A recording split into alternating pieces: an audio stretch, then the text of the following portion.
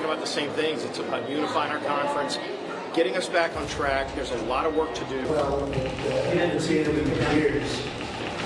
We know his record. His record is a horrible one. We're not worried at all about his testimony. The race is actually wide open. I think there's 3 or 4 candidates that are clearly surging ahead. I'm a big believer that I think the third debate is going to be pretty critical.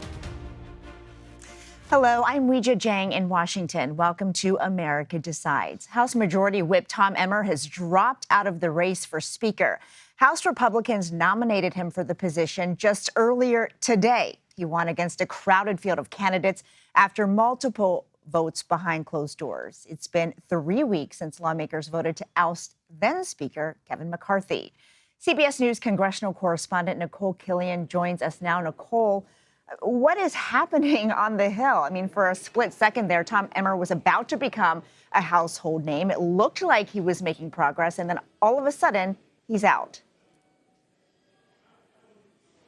Yeah, I don't know that we know the answer to this. I mean, look, this has been a very chaotic process. We did try to speak with Tom Emmer as he raced out of this hallway behind me. He did not speak at all to reporters when we asked him whether he was in the race or out of the race. But we have subsequently learned from members who were inside the room that he has withdrawn from this race. And this comes down to simply not having the votes, which has been the issue that has plagued just about every other person who has tried and failed to win the gavel. I spoke briefly with Marjorie Taylor Greene of Georgia. I asked her if one of the deciding factors for her was the fact that Tom Emmer actually voted to certify the 2020 election, which many Republicans, including Greene, did not. And she said that did play a factor in her decision to oppose him. At the end of the day, there were about 10 to 20 members who were not backing Emmer. He spent several hours trying to talk to some of them.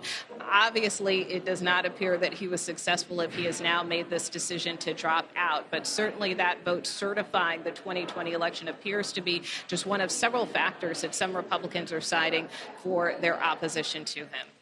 Nicole, certainly related to that, I want to ask you about the Trump factor, because the former president weighed in on Emmer and his potential Majority Leader Scalise, can you please stop for a second?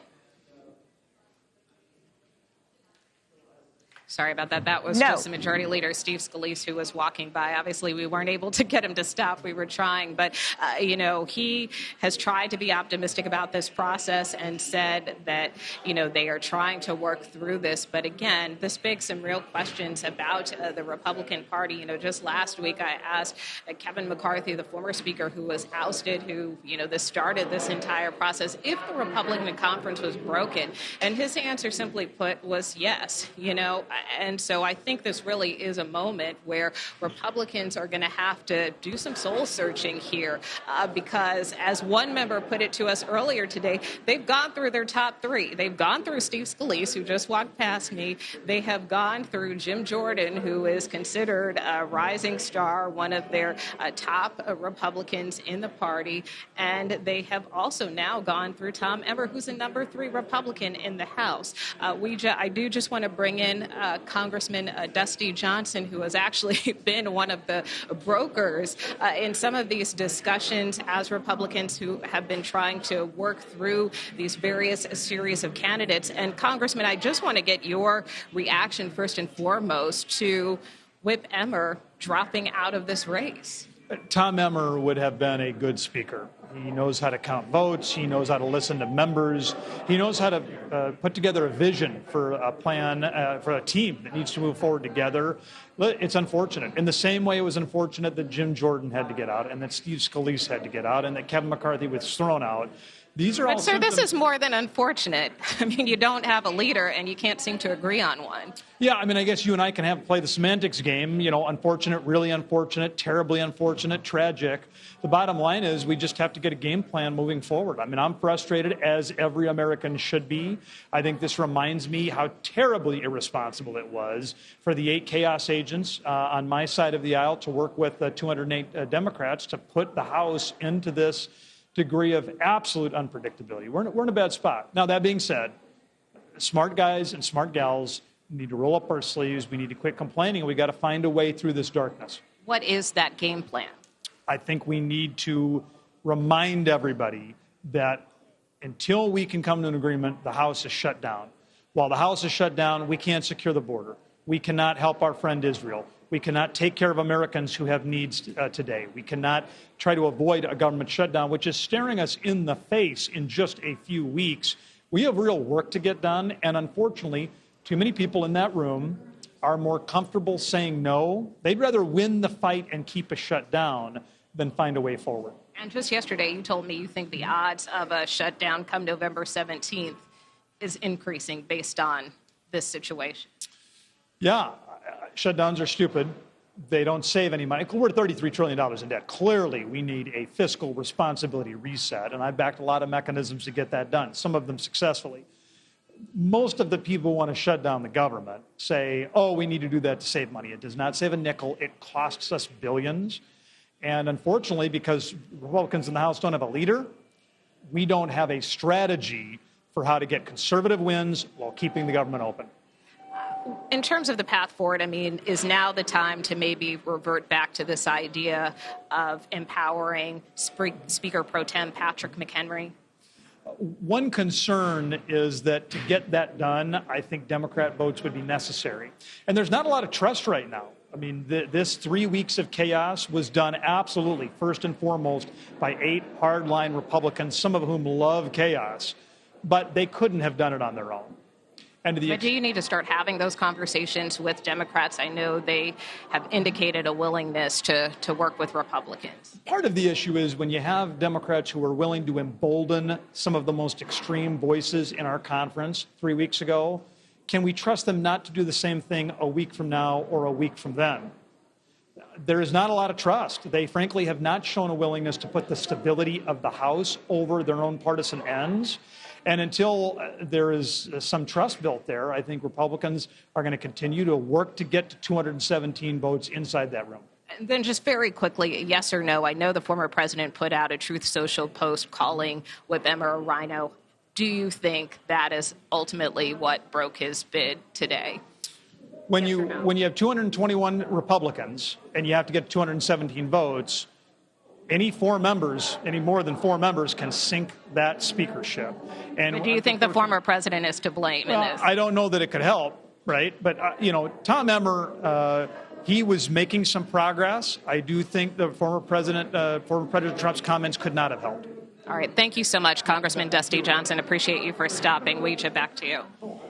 Nicole, before I let you go, I have to ask what you think about the Trump factor, because, the congressman there wasn't willing to say that, yes, it was because of Trump, but the timing doesn't appear to be just coincidental. So can anyone win here if they don't have the support of the former president? Yeah, well, it's a really double-edged sword if you think about it, Weija, because just last week the former president endorsed Jim Jordan, and it was a full-throated endorsement, and that was not enough to get him over the finish line. But yet, when he put out this Truth Social post criticizing him, and keep in mind the former president made clear just yesterday he was going to withhold his support, or he was going to wait for a while. But once he put out that Truth Social post, we did see the momentum start to change. And now, of course, Republicans down a third candidate in this race with a question of who, if anyone, will be next. All right, Nicole, thank you. Love seeing you play with the live ball and bringing us the very latest from the Hill. All right, President Biden says aid is not getting into Gaza fast enough. The president spoke with Israeli Prime Minister Benjamin Netanyahu yesterday and brought up the need to keep humanitarian assistance flowing into the territory. Trucks of aid began moving into Gaza from Egypt on Saturday, but UN agencies say more is needed. I want to turn now to CBS News Chief White House Correspondent Nancy Cortez, who joins us now. Nancy, it's great to see you. So the president was pretty clear today. He was blunt to say it wasn't happening fast enough in terms of aid flowing into Gaza, but it's not like the administration can flip a switch and turn that aid on. So what are they saying about trying to pick up the pace here?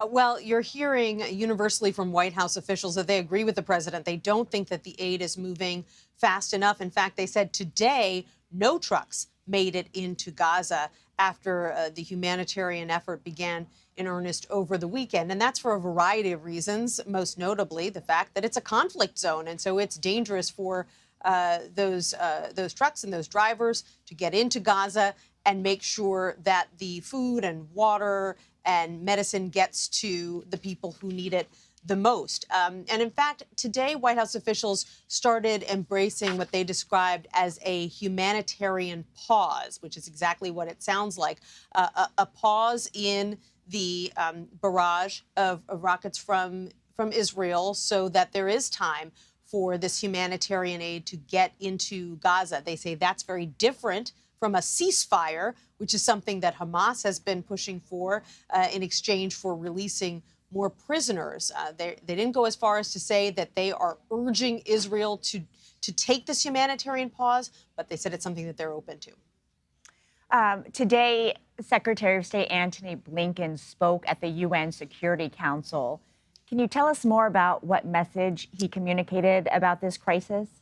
Yes, at the United Nations, Weija, he made the case that a broader conflict in the Middle East that starts to bring in other countries would be devastating, not just for Israel, not just for the Palestinians, but for the wider region. And he argued that Iran's proxies, these militant groups that are funded and encouraged by Iran, are increasingly targeting U.S. troops in the Middle East, particularly in Iraq and in Syria. And he urged any country with any leverage over Iran to push Iran to stop encouraging those attacks. This is a major concern, Weija, here at the White House. One of the biggest reasons that they're worried about the possibility of a ground invasion by Israel into Gaza, because they fear that that will only prompt terrorist groups, militant groups backed by Iran to increase their drone attacks and their rocket attacks on U.S. bases in Iraq and in Syria.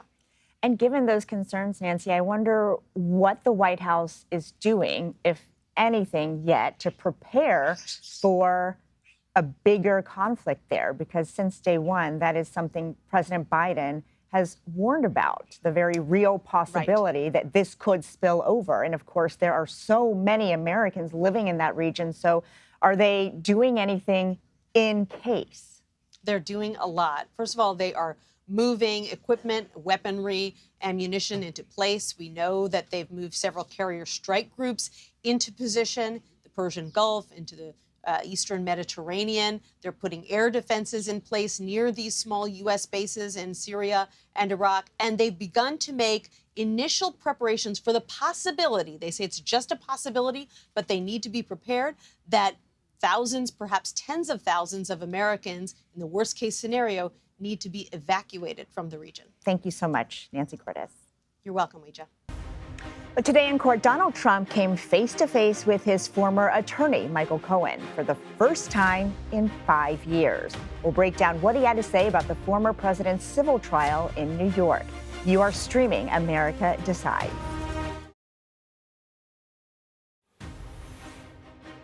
Welcome back to America Decides. Michael Cohen testified as part of a civil fraud case against former President Trump and his company today. In the $250 million lawsuit, New York's Attorney General alleges Trump inflated his net worth in order to receive business and financial benefits. Trump has denied all the allegations. CBS News chief election and campaign correspondent Robert Costa joins us now from outside the courthouse in New York. Robert, it's great to see you. What were some of your main takeaways from Cohen's testimony today? I mean, this is a man who used to be pretty much the former president's right-hand man. Good to be with you, Weija. Michael Cohen, Trump's longtime fixer, testified that Trump, in private conversations over the years, encouraged him and other Trump associates to inflate his assets, including his properties like Mar-a-Lago and Trump Tower, and that Cohen and others worked at Trump's behest to do exactly that, to fulfill what Trump wanted, which is to have his net worth move to a higher range. At one point, Cohen testified today that Trump thought his net worth was $4.5 billion, but it really felt like $6 billion. And he wanted his aides and advisors to make sure that all of his financial statements got to that $6 billion number. Well, during a break, Trump himself spoke briefly about seeing Cohen again. Let's take a listen and connect with you on the other side. How did it feel to see Michael Cohen again? Well, I haven't seen him in years, and you know his record. His record is a horrible one. All you have to do is ask the Southern District of New York. He's got a horrible record, but they're just starting. But you'll see how it ends up. What about the testimony? It's not going to end up very good for him. What about the testimony? We're not worried at all about his testimony. Well, it's no surprise that Mr. Trump is not holding back, but I wonder how his presence inside the courtroom changes things, if at all.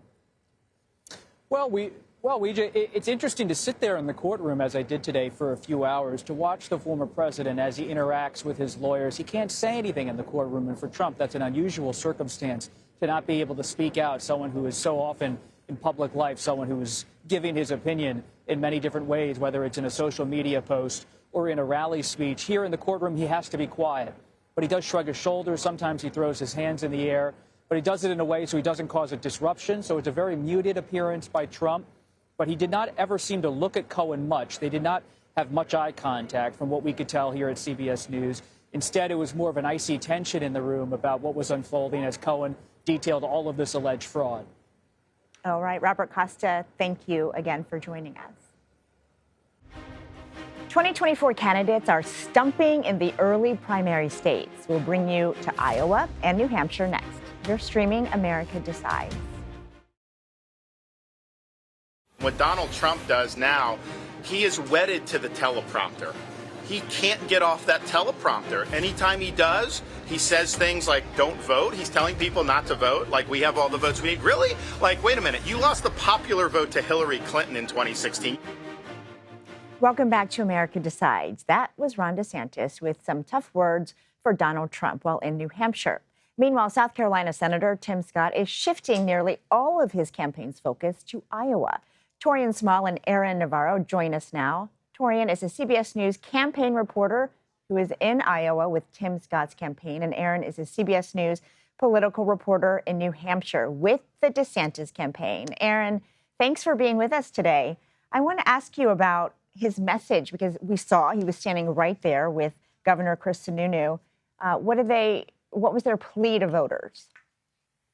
Well, the plea, at least from DeSantis' side, is that he can take Trump's promises and actually fulfill them. And it's an approach to really tap into what his campaign and other non-Trump candidates see as soft support for Trump. People that, know him, they know his name, they're voting for him in the polls because it's the name they recognize, but they could still be swayed by these other candidates. Take a listen to some of the voters I met at these DeSantis events and asked about Trump. I think I made the decision, before the legal issues that came out.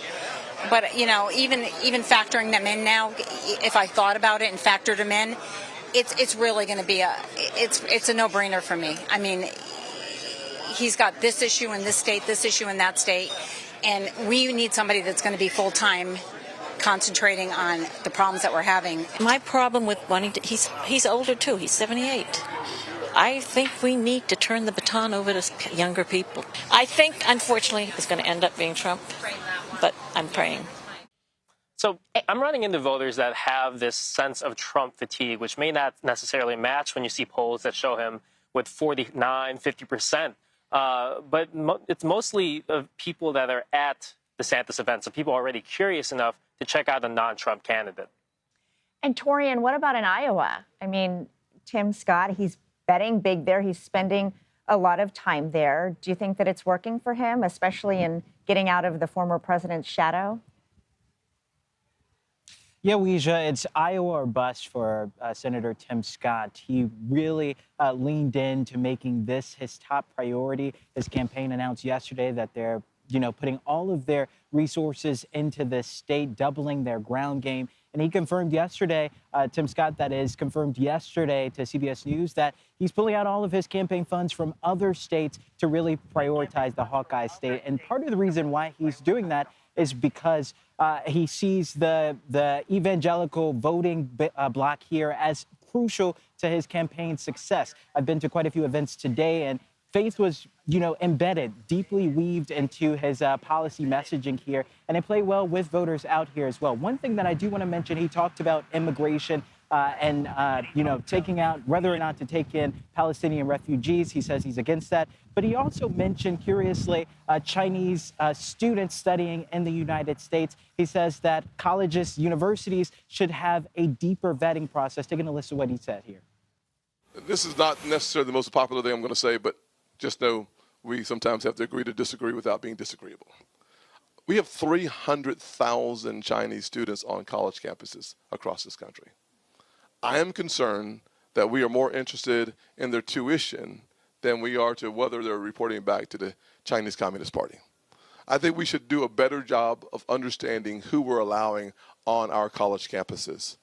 What makes that comment so curious is that he's talked about the Chinese Communist Party before, how the United States should focus on competition with them. He never really framed it as an issue between students, especially Chinese students, and America. Now, in terms of pushback, the folks here at this event in Creston, Iowa, applauded that line, essentially endorsing what he had to say about it. As we know, CCP versus the United States has been a big issue on the Hill, and now it's starting to bleed into the trail. And I know that both candidates are making the conflict in Israel a big issue, too. Aaron, I wonder today, did we hear anything more from DeSantis about how he says he would make decisions with regard to the Israel conflict? So he was asked essentially at what line and if he thinks the U.S. should delay the military forces from Israel. And he said, that's a strategic thing. I want to make sure the hostages are taken out. But I also asked him, he has also floated, taking away visas from international students that he says, quote, demonstrate with Hamas. And I asked him, is that something you would do retroactively? And he kind of doubled down on it, saying that it is something that he would make part of his foreign policy as president. And Torian, what about Senator Scott? Did he also mention the conflict and how he would handle it? I know he's already introduced at least 2 pieces of legislation. Absolutely. Kind of along the same lines Aaron is seeing out there. Tim Scott has brought up the idea of punishing colleges or universities that endorse or just simply allow anti-Israel protests to happen on campus. In terms of support for Israel, he says that, like we've heard from other GOP candidates, that he stands with Israel and he supports them doing everything they can to erase or wipe Hamas off the face of the earth. All right, Torian Small and Aaron Navarro, we will be following your work as all of these candidates sharpen their both foreign and domestic policy goals. Thank you for joining us today. And that does it for us. Thanks for watching. You are streaming CBS News.